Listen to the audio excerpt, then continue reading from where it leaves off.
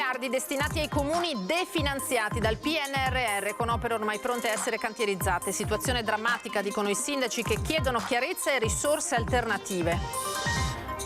Paura oggi pomeriggio in pieno centro a Treviso, quando un mezzo della Contarina per un guasto ai freni è partito senza autista, schiantandosi contro la vetrina di un negozio. Per fortuna non passava nessuno in quel momento. Scatta l'esodo, primo weekend da bollino nero sulle strade del Veneto, traffico intenso, benzina alle stelle, sorvegliato speciale il tratto maledetto della A4. Previsto per questa notte il passaggio di una nuova perturbazione in Veneto che potrebbe portare isolati fenomeni anche intensi. L'ARPAV: negli ultimi 30 anni in Veneto la temperatura è salita di 1,5 gradi. Hanno rubato PC e strumenti musicali per 10.000 euro nella sede di un'associazione di Ponzano. Nei guai 3 minorenni che sono stati individuati dai carabinieri. La refurtiva è stata restituita. 3 giovani svizzeri invece si sono tuffati all'alba nel fossato che costeggia le mura di Castelfranco, nella centralissima piazza Giorgione. Goliardia o caffonata, per fortuna niente danni né feriti.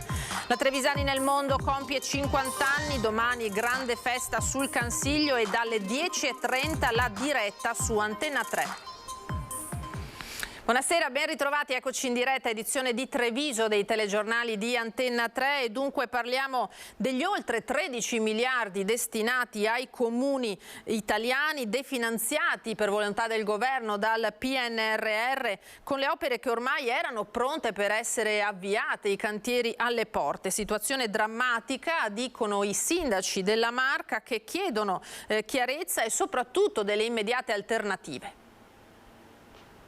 Per noi è un dramma, cioè non è possibile adesso farci fronte con risorse nostre, assolutamente, perché 5 milioni sono 5 milioni. È un fine settimana da fiato sospeso per i sindaci veneti e trevigiani dopo l'annuncio di revisione del PNRR fatto dal ministro per gli affari regionali Raffaele Fitto, con il definanziamento di 13 milioni di euro destinati ai comuni, che in questi mesi hanno fatto fronte con risorse proprie agli aumenti legati ai materiali, ma ora rischiano di veder svanire la vera sostanza economica degli investimenti previsti. Abbiamo integrato quei quadri di spesa che pagano il dazio dell'aumento dei costi delle materie prime e adesso, sul più bello che i lavori stanno partendo, arriva questa tegola. Io mi auguro che provvedano insomma a trovare un rimedio, così come è già stato ventilato in qualche modo, perché non è assolutissimamente accettabile, dopo un paio d'anni di lavoro, tempo e risorse messe in pista, arrivare alla linea di partenza e vedere la gara annullata. Nel capoluogo Treviso ci sono in ballo 107 milioni di euro per opere considerate strategiche, dalla riqualificazione dell'ex caserma Salsa al restauro delle mura cinquecentesche. Per noi potrebbe essere veramente una tragedia. Io non voglio pensare che si possa far marcia indietro da questo punto di vista, anche perché ci hanno fatto correre così tanto per arrivare alla progettualità, al definitivo, all'inizio lavori. Dobbiamo rendicontare entro il 2026, Treviso è perfettamente in linea con i tempi dati e io veramente non voglio neppure pensare che ci possa essere uno slittamento. Ci troveremo a dover indebitare i comuni per rispondere comunque a delle esigenze del territorio che avevamo trovato attraverso il PNRR. Solo per il comune di Cessalto si parla di 3 milioni di euro.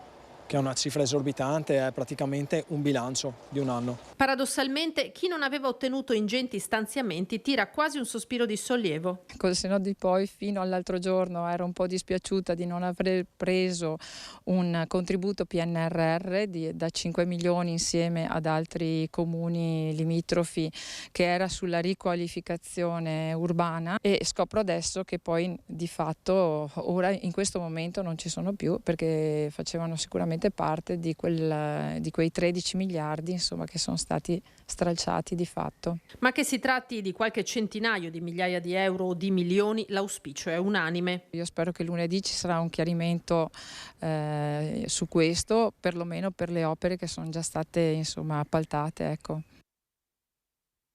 E dunque comuni ma anche province in fibrillazione, lo avete sentito, squilla di continuo il telefono del direttore di ANCI e UPI Veneto, Carlo Rapicavoli, che parla di ennesimo episodio di scollamento tra i ministeri e gli enti locali.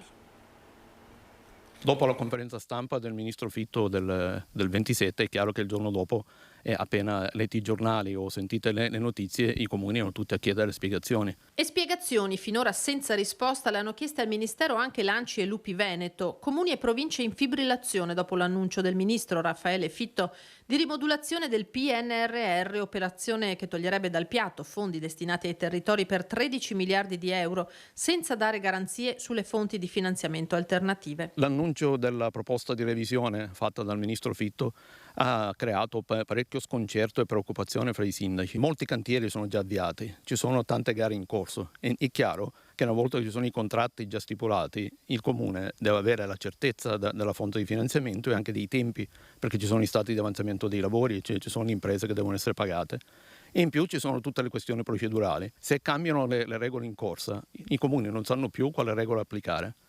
E un'altra questione molto importante, ci sono dei bandi che sono pubblicati in fase di aggiudicazione, i comuni si chiedono se devono andare avanti oppure no. Per non perdere il treno del PNRR, i comuni veneti sono stati rapidi a mettere in campo progetti e avviare iter. Si parla di lavori per 1 miliardo, ora però questa solerzia rischia di trasformarsi in un boomerang. Sono più di 300 comuni che hanno ricevuto piccoli o grandi finanziamenti che si sono attivati perché c'era da rispettare i tempi di aggiudicazione imposti dal PNRR.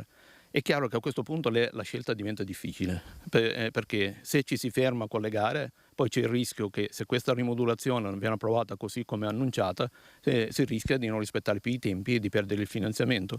Se invece la gara si va avanti, si continua con l'aggiudicazione, con lo svolgimento dei lavori, bisogna avere la certezza del finanziamento. E quindi a questo punto quello che si chiede è un chiarimento urgente da parte del governo. In attesa che l'esecutivo dia delle direttive precise, resta l'amarezza per l'ennesima prova dello scollamento tra il centro e i territori. Cambiano i governi, ma a sostanza non cambia. A livello ministeriale dovrebbero tener conto delle criticità o delle esigenze operative che le amministrazioni locali ogni giorno vivono e verificare prima di proporre una modifica normativa quali sono le conseguenze, per poi evitare ogni volta di dover fare delle rettifiche successive, però mandando nel caos tutti gli uffici. Andiamo alla cronaca adesso, partiamo dall'incidente che si è verificato in centro città, un guasto ai freni e un mezzo contarina senza conducente è finito contro la vetrina di un negozio. È successo in via San Vito, poteva essere una tragedia, dicono alcuni commercianti, per fortuna a quell'ora non c'era nessuno. Dell'episodio si sta occupando la polizia locale. È andata bene, soprattutto perché qua spesso ci sono bambini che escono correndo e se succedeva poteva succedere veramente un dramma, hai capito? Perché il mezzo senza autista era allo sbaraglio. Dalla piazzetta qui Monte di Pietà fino a qui, ha capito? Fino a qui, quindi saranno 15-20 metri. È stata una traiettoria tutto sommato breve, ma che poteva avere conseguenze ben peggiori, quella di un camioncino della Contarina. Pochi secondi in cui il mezzo senza conducente ha percorso la leggera discesa di via San Vito, in pieno centro storico a Treviso, andando a sbattere contro la vetrina della merceria Il Paradiso delle Donne, mandandole in frantumi. Da una prima ricostruzione sembra che l'addetto della nettezza urbana fosse sceso per recuperare un bidone da scaricare quando il mezzo si è mosso, forse per un guasto meccanico. Questo spiegherebbe la perdita consistente in strada di olio frenante, mentre tra commercianti e residenti il sospiro di sollievo è collettivo, i rilievi sono stati affidati alla polizia locale. E a quanto pare deve essersi sganciato probabilmente il freno, da come dicevano, insomma. E ora parliamo invece dell'esodo estivo. È scattato un weekend a bollino nero sulle strade del Veneto, traffico intenso, benzina alle stelle, sorvegliato speciale il tratto cosiddetto maledetto dell'autostrada A4. Se sei obbligato per forza a doverlo fare in autostrada perché rimani senza, allora la fai, se no è una cosa inaffrontabile. È tutta una questione, come al solito, di speculazione. Quando devi andare in vacanza aumenta tutto. Non lo so. La prima sorpresa amara all'inizio del grande esodo estivo della stagione 2023 si vede nei cartelli, ma soprattutto si sente nel portafogli, con la benzina che in autostrada raggiunge i 2,50 €, l'ultimo aumento di una lunga serie. La benzina anche a Verona, noi veniamo da Verona, 3 giorni fa era 1,64 e adesso è 1,67,90. In autostrada? E in autostrada non ci siamo neanche fermati perché lo sappiamo benissimo che è molto più alto. Mi sembra un po' tanto, un po' alto il prezzo. Io prendo GPL, però anche quello a Roma è 60-70 centesimi, qui è 90 mi sa, non lo so. Benzina a parte, resta il traffico tornato pienamente ai livelli pre-Covid. L'allerta di forze dell'ordine e operatori del soccorso è massima. A nord-est 2 gli incidenti che hanno provocato code chilometriche. Il primo alle 10 un tamponamento sulla 4 a Vigonza senza conseguenze per le persone. Il secondo poco dopo sul passante di Mestre con un'auto che ha sbattuto contro le barriere di sicurezza a Spinea, ferito il conducente. Ma sorvegliato speciale è inevitabilmente il tratto maledetto della 4. Quelle 2 corsie tra Noventa e Portogruaro che continuano a essere un punto nero e tragico della viabilità. Finalmente si vede qualcosa, stanno facendo i ponti, hanno cominciato a spostare i sottoservizi, incominceranno a breve i ponti, quindi è già un primo momento. Sono stati fatti gli espropri, quindi l'avanzamento sta andando, quindi sono molto positivo in questa cosa.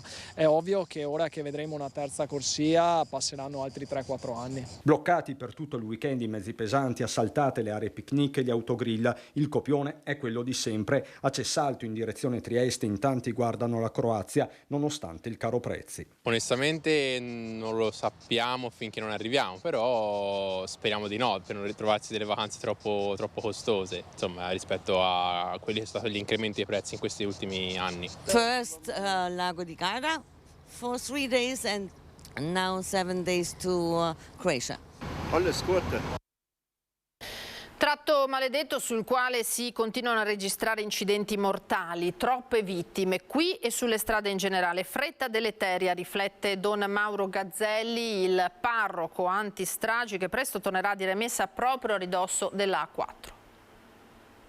C'è una frenesia, pensiamo ai casi drammatici del papà che ogni giorno porta il bambino all'asilo e lo dimentica in macchina e muore per il caldo. Cioè siamo sotto uno stress continuo. Le ferie non possono essere stress.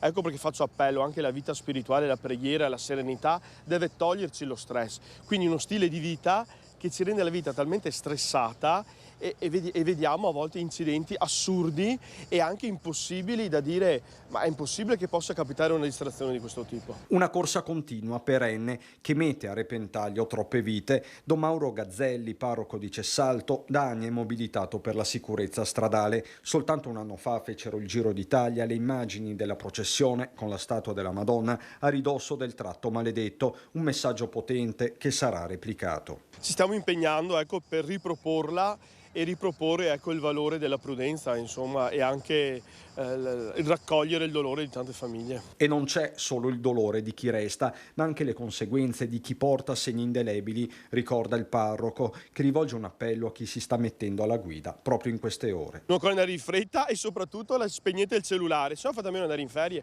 cioè non facciamo fare quello che facciamo tutto l'anno, si fanno cose diverse, quindi spegnere il cellulare, non andare di fretta e andare via anche rispettando gli orari. C'è chi viaggia di sera, un po' più tardi, fare delle soste, perché le soste si fanno, devo andare in ferie, perché devo questa ansia a volte del correre. Questo lo facciamo durante l'anno, quindi qualche fermata di più, mangiare anche leggeri, non troppo, e finalmente arrivare a destinazione. Sarebbe stata un'ischemia cardiaca la causa della morte di Elisabetta Caon, la giovane ricercatrice trevigiana di 29 anni, morta nei giorni scorsi per un malore su una spiaggia del Peloponneso durante la vacanza in Grecia col fidanzato. La salma della giovane è previsto rientri oggi dal paese ellenico. Il padre e un fratello sono arrivati in Grecia da alcuni giorni, mentre i funerali dovrebbero svolgersi mercoledì 2 agosto a Resana, paese della famiglia.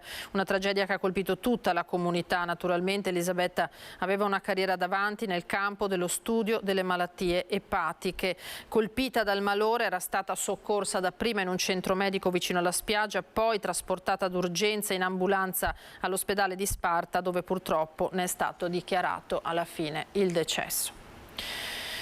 Apprezzamenti pesanti a una donna, ne nasce una zuffa lungo la ciclopedonale di Vittorio Veneto. In 3, pensate, sono finiti nel Meschio e poi al pronto soccorso. L'episodio si è verificato ieri sera e su questo indagano i carabinieri.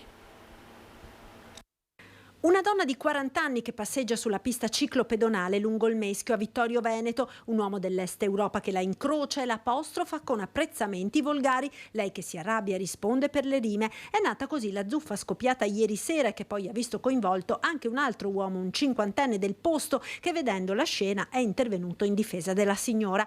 Sono volate parole grosse, dalle parole ai fatti la strada è breve, i tre litiganti si affrontano, ad un certo momento arriva lo spintone che fa ruzzolare tutti e tre nel Meschio. Sul posto, allertati dai passanti, arrivano i carabinieri a sedare gli animi ed i sanitari del 118 a medicare le ferite fortunatamente lievi riportate dai tre nella caduta. Faceva parte della banda degli assalti ai bancomat che nell'estate del 2019 aveva messo a segno diversi colpi tra Veneto, Friuli Venezia Giulia, Trentino Alto Adige ed Emilia Romagna, facendo saltare con l'esplosivo svariati sportelli. Dopo la condanna a quasi 6 anni si era però reso irreperibile. Ieri Emanuele Garbin è stato rintracciato ed arrestato dai carabinieri di Castelfranco. Stava facendo acquisti in un centro commerciale a Piombino Dese quando è stato fermato dai carabinieri di Castelfranco che erano sulle sue tracce. È stato così arrestato Emanuele Garbin, 48 anni, da tempo irreperibile dopo la condanna divenuta esecutiva a quasi 6 anni di reclusione per reati di furto aggravato, ricettazione, riciclaggio, danneggiamento, detenzione e porto di materiale esplodente. L'uomo faceva parte della banda responsabile di diversi colpi a sportelli bancomat e postamat commessi nel Triveneto ed in Emilia Romagna nell'estate del 2019. La banda, specializzata in assalti con l'uso di esplosivi che avevano fruttato ingenti bottini, era stata disarticolata in seguito ad una lunga e complessa indagine dei carabinieri di Treviso, Padova e Bolzano, coordinati dalla Procura di Padova. Sulla testa di Garbin pendeva un ordine di esecuzione per la carcerazione emesso dalla Procura Generale presso la Corte d'Appello di Venezia per l'espiazione di una pena di quasi 6 anni di reclusione. Al momento della cattura l'uomo non ha opposto resistenza, è stato arrestato e rinchiuso nel carcere di Padova. Parliamo ancora di carabinieri perché sono dovuti intervenire questa mattina all'alba nella centralissima piazza Giorgione a Castelfranco, dove 3 giovani trentenni di nazionalità svizzera si sono tuffati nelle acque del fossato che costeggia le mura cittadine per poi risalire incolumi senza conseguenze. Nessun danneggiamento è stato riscontrato dai militari che hanno poi proceduto a identificare i 3 svizzeri che si sono resi protagonisti di questa, chiamiamola, bravata. Il sospetto invece che i responsabili del furto di un PC portatile e di svariati strumenti musicali che era avvenuto una ventina di giorni fa a Ponzano Veneto in via Sant'Andrà nella sede di un'associazione culturale fossero da ricercare nella cerchia di un gruppetto di giovanissimi che sono già noti ai carabinieri hanno trovato conferma. A entrare scassinando una porta secondaria in questa sede risultano essere stati 3 giovanissimi, 3 minorenni tra i 15 e i 16 anni che i carabinieri hanno sorpreso in possesso di tutti gli strumenti rubati per un valore, pensate, di oltre 10.000 euro, li vedete nella foto. Sono stati restituiti gli strumenti alla presidente dell'associazione Ferdinando Sebastiani, Isabella Ceron. I 3 ragazzi saranno ora segnalati alla Procura dei minori. Adesso parliamo di clima perché sale la febbre del Veneto, chiamiamola così. Il centro ARPAV di Teolo ha registrato un aumento di mezzo grado di temperatura ogni 10 anni. Intanto una nuova allerta meteo è prevista, fate attenzione, per questa sera.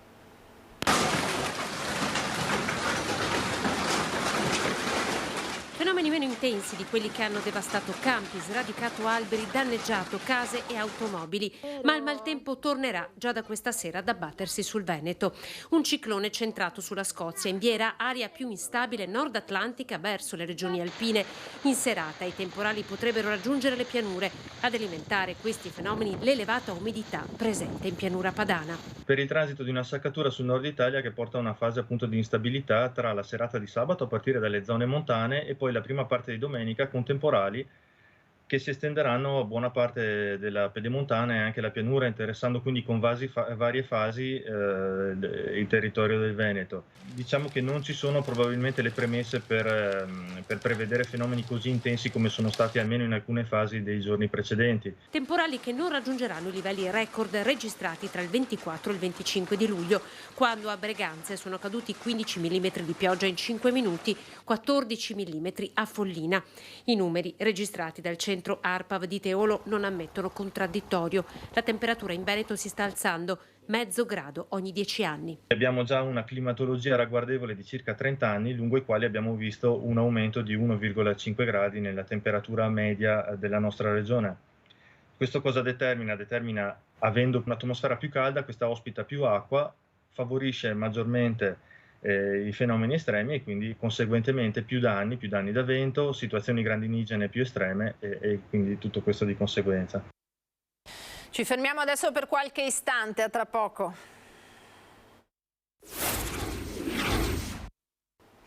Di nuovo in diretta da studio, edizione di Treviso dei telegiornali di Antenna 3. Parliamo ora di lavoro e di rappresentanza sindacale. Gazebo con raccolta firme questa mattina per la CISL trevigiana, un'iniziativa per promuovere la presenza dei lavoratori nei tavoli decisionali delle aziende.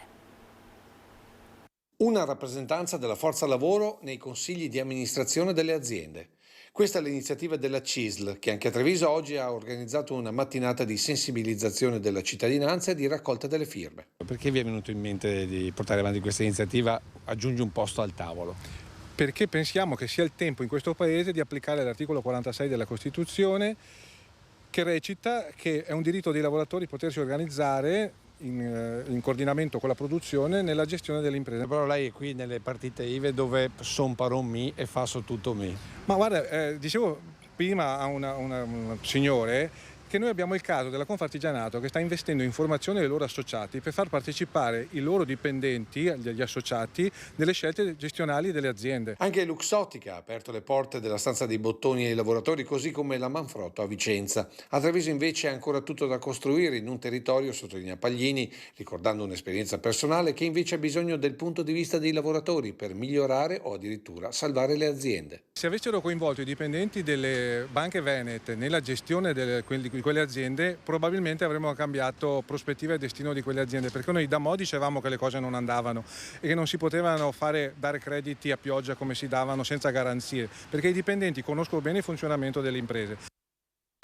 E abbiamo compiuto un viaggio al mercato del sabato tra banchi e tanta gente intenta a fare spese. I prezzi sono aumentati non solo nei banchi. Tra i tanti trevigiani che abbiamo incontrato nessuno si è detto però, nonostante gli aumenti, disposto a rinunciare alle vacanze. Già aumentare i prezzi. Sì, ma non per fatto del disastro che sta di succedere, tempesta. La gente compra lo stesso però. Che tocca, meno però che tocca. Moltissimo, moltissimo. E allora i pensionati come fanno?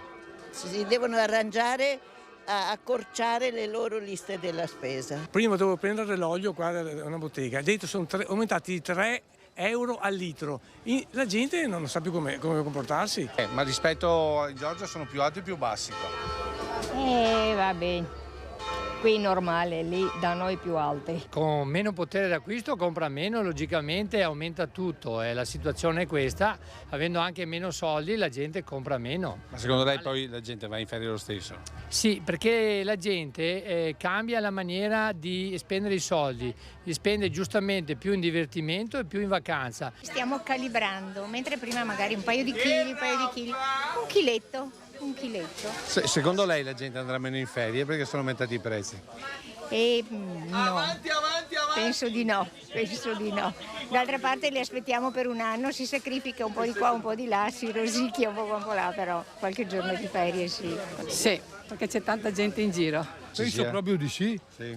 Nonostante che per le tasche ce ne sono pochi. Quindi insomma la gente alle ferie non rinuncia? Scusa? La gente alle ferie non rinuncia? No, neanche io non rinuncio. Ma da ex bancario lei ha visto qualcuno che ha fatto il mutuo per andare in ferie? Sì, venivano in banca a chiedere per la ferie anche di dicembre e anche quelle estive. Insomma alle ferie non si rinuncia? No, è una cosa che praticamente uno dice: sono arrivato fino qua, lasciami almeno da fuori le scatole una settimana, 2. Serata inaugurale quella di ieri a Castelfranco per i 50 anni dell'Associazione dei Trevisani nel Mondo. Tra canti e ricordi anche la notizia che il Ministero degli Esteri sta mettendo a disposizione dei fondi per incentivare il ritorno di emigranti, ma anche dei loro figli e nipoti nei luoghi da dove sono partiti a Qatar Fortuna. Fondi dello Stato per rinsaldare il legame con i nostri emigrati. L'annuncio ieri sera a Castelfranco nel corso della prima delle 3 giornate dedicate ai 50 anni dalla fondazione dell'Associazione Trevisani nel Mondo. Favorire il rientro dei discendenti degli emigranti storici per venire a conoscere i luoghi da cui sono partiti i loro nonni, i loro bisnonni, i loro antenati in genere. È un'iniziativa nuova che parte non per la Trevisani nel Mondo, ma che ha un risvolto a livello nazionale e sostenuta dal Ministero degli Esteri. Un'occasione che il Comune di Castelfranco ha deciso di prendere al volo. Il format si chiama Turismo delle Origini. Come assessorato al turismo abbiamo organizzato delle convenzioni naturalmente con gli alberghi. Come assessore al turismo credo che possa generare economia questo tipo di opportunità. Questo format che si confermerà anche l'anno prossimo e di conseguenza sarà un motivo in più per creare un evento ogni anno per ricordare appunto queste persone che di fatto sono state lontane dalla nostra terra. Ed è un piccolo esercito in costante crescita, quello di figli, nipoti e pronipoti dei nostri immigrati che vogliono riscoprire le proprie origini. Sono nata in Australia, sono qui come padre che è originale dell'Italia. Per lei che cos'è l'Italia e cos'è il Veneto e Treviso?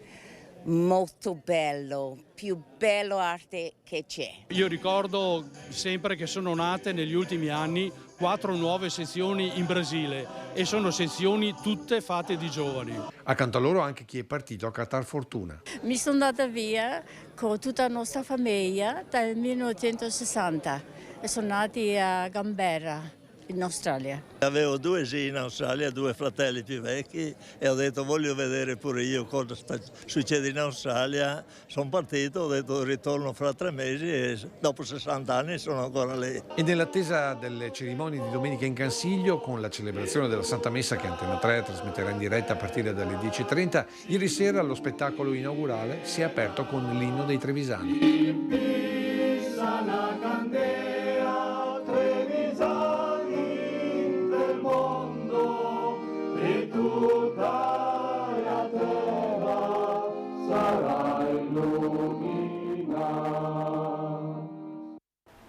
E ora, come di consueto, le notizie dal Bellunese.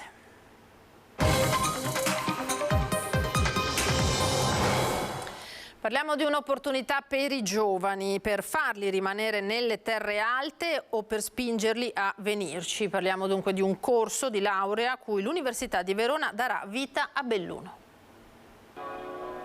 Progetti dell'Università di Verona in territorio bellunese. Istituire un nuovo corso di laurea triennale in informatica nel capoluogo montano per contribuire al rilancio dell'economia del territorio e per offrire ulteriori occasioni di formazione universitaria. Un progetto di sviluppo da realizzarsi nei prossimi anni. Questo è un progetto veramente ambizioso per la nostra città e soprattutto per i giovani, perché istituire qui nella nostra città un nuovo corso di laurea triennale in informatica può sicuramente contribuire al rilancio dell'economia del nostro territorio e offrire ulteriori occasioni di formazione universitaria per tanti studenti che vogliono così approcciarsi a questo corso. Il territorio bellunese è caratterizzato da un significativo calo demografico e dal progressivo invecchiamento della popolazione residente. Ciò si traduce in una perdita della forza lavorativa, con conseguenze pesanti sia per i servizi pubblici essenziali come la sanità e l'istruzione, sia per il sistema economico e il tessuto industriale.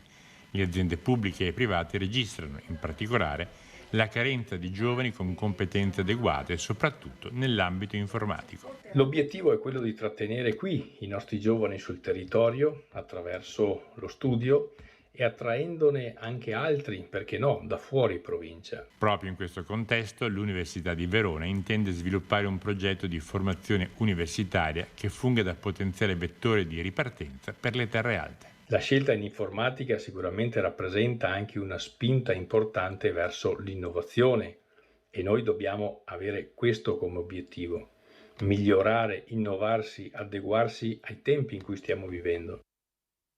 Si rifà il look lo Stadio del Ghiaccio di Cortina, storico impianto in cui si celebrò la cerimonia di apertura delle Olimpiadi invernali del 1956. La conferenza dei servizi per le infrastrutture dei Giochi Milano-Cortina 2026 ha dato il via libera al progetto dei nuovi spazi inclusivi e delle migliorie della fruibilità che renderanno più funzionale il palazzetto per l'evento olimpico fra 3 anni. L'amministratore delegato di Simico, Luigi Valerio Sant'Andrea, l'ha definita una buona pratica di rigenerazione funzionale di un impianto sportivo realizzato per i Giochi del 56. Il progetto definitivo dell'Olympic Stadium Cortina prevede la realizzazione degli spogliatoi per gli atleti paralimpici, il miglioramento dell'accessibilità per il pubblico, l'integrazione dei servizi e innovazioni tecnologiche e dell'impiantistica. Le nozze d'argento per il Pelmo d'Oro, il premio ideato per omaggiare chi della montagna fa una scelta di vita, ha infatti raggiunto il prestigioso traguardo dei 5 lustri di storia.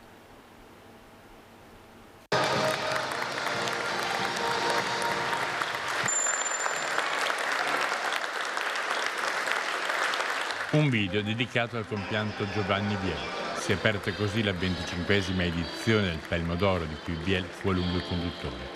Passaggio poi delle consegne tra Vigo di Cadore, dove ebbe luogo un anno fa, e l'ospitante San Tommaso a Gordino. Passaggio del testimone da Vigo di Cadore a San Tommaso a Gordino. È un dolometto, quindi un segnavia, e deve essere la via della cultura della montagna bellunese, quindi da Vigo di Cadore a San Tommaso a Gordino. Noi, gente di montagna umile, questo piccolo comune con 600 abitanti, è stato veramente un grande premio, un'emozione, ma lo abbiamo fatto orgogliosamente perché ci teniamo a questo territorio e ci teniamo molto a questo premio. Pelmo d'Oro che fu inventato 25 anni fa da Oscar De Bona, allora presidente della provincia, e da Roberto De Martin, già presidente nazionale del CAI e in quel momento direttore di Confindustria.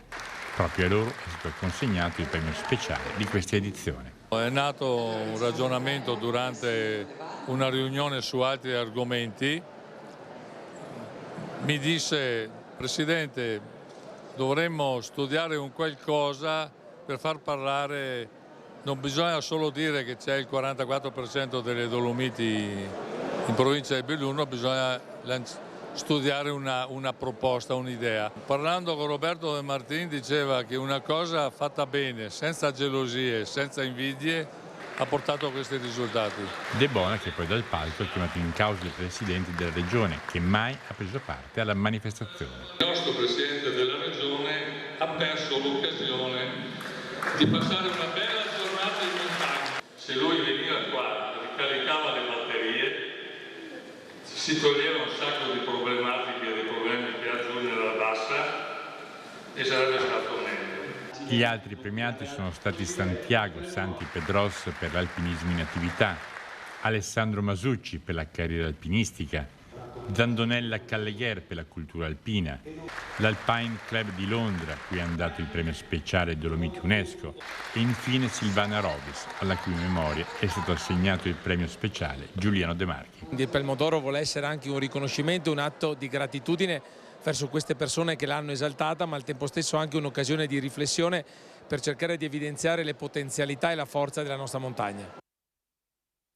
Ed è prevista, ve lo ricordo, una grande festa domani per i 50 anni dell'Associazione Trevisani nel Mondo, che da circa 30 anni in Cansiglio organizza una giornata in ricordo dell'emigrazione trevigiana. Antena 3 racconterà in diretta tutta la manifestazione, inizio alle 10:30 con i commenti dei presenti e lo sfilamento dei vessilli delle diverse sedi dell'associazione sparse in tutto il mondo verso l'ex base NATO, ora sede di Veneto Agricoltura. Alle 11 celebrazione della Santa Messa presieduta da Monsignor Michele Tommasi, vescovo di Treviso. Riviveremo quindi nelle testimonianze dei presenti l'esperienza dell'emigrazione trevigiana verso tutti i continenti, ma anche l'impegno costante dell'associazione per mantenere vivo il legame tra la terra trevigiana e i figli e i nipoti di chi è andato a catar fortuna. Appuntamento, lo abbiamo detto, domani dalle 10:30 su Antena 3 per vivere insieme i 50 anni della Trevisani nel mondo. Per questa sera invece è tutto, grazie per essere stati con noi, tra poco le previsioni del tempo, una buona serata a tutti e una buona domenica, arrivederci.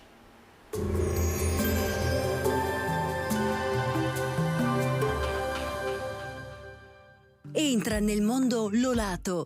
Da oltre 40 anni un team di professionisti per migliorare la qualità della tua vita. Centro del piede con servizi di podologia, laboratorio per la produzione di plantari e calzature su misura. Benvenuti al meteo. Nella giornata di domenica 30 luglio, tempo buono, sia pure con la consueta instabilità pomeridiana. Vediamo allora insieme il dettaglio.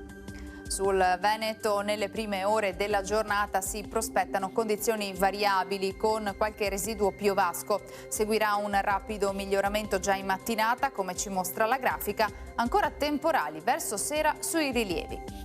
Temperature stazionarie, minime tra 14 e 21 gradi, massime invece comprese tra i 27 e i 32 gradi. Spostiamoci ora sul Friuli Venezia Giulia.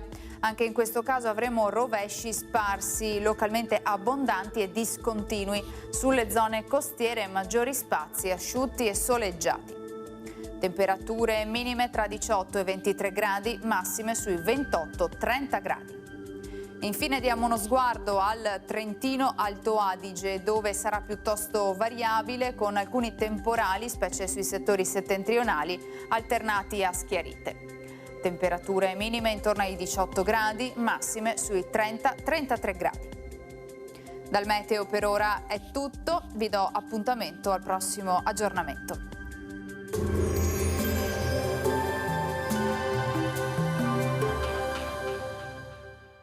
Busti, tutori e protesi di arto personalizzati. Ortopedia e sanitaria Lolato. A Treviso e Montebelluna.